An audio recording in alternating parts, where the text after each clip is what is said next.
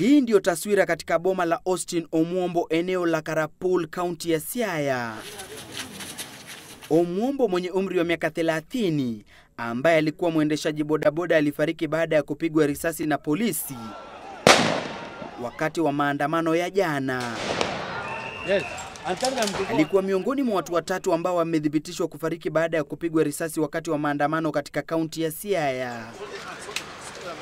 Mmoja aliyejeruhiwa alifariki leo baada ya kusafirishwa hadi hospitali ya rufaa ya Moi Eldoret kwa matibabu maalum, huku kifo chake kikifikisha idadi ya waliofariki hadi watu 4.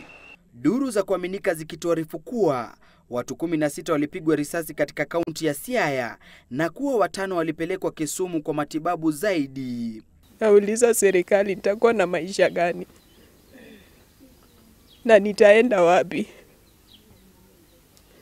Sasa naomba tu serikali wazingatie maisha ya watu.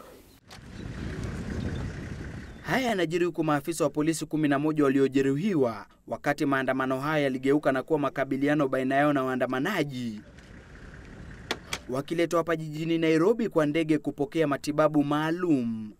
Maafisa hao kutoka Siaya walipokewa katika uwanja wa ndege wa Wilson na katibu mkuu katika wizara ya mambo ya ndani Karanja Kibicho. And the conversation is around democracy and the rule of law.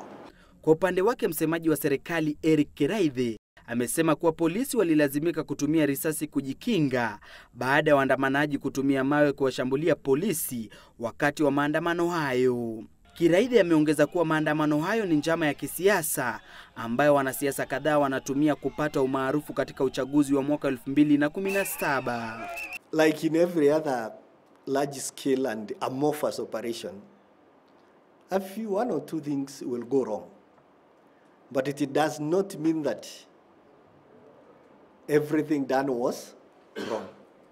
And there is evidence that an officer has misused his authority, misused his firearm. We will use that against that officer. Hapa jijini, waandamanaji 9 walifikishwa mahakamani kwa madai ya kushiriki katika maandamano hayo ya CORD yaliyokuwa yamepigwa marufuku hapo jana. 9 hao walikana madai kwamba waliandamana katika barabara za Moi, Kenyatta, Mwindi Mbingu na University hapa jijini. Hakimu mkuu wa Nairobi Joyce Gandani aliwaachilia kwa dhamana ya shilingi 2,000 au mdhamini wa shilingi 10,000 kila mmoja. Kesi hiyo itasikizwa tarehe 14 mwezi Juni mwaka huu. Gatete Njoroge, Citizen Nipashe.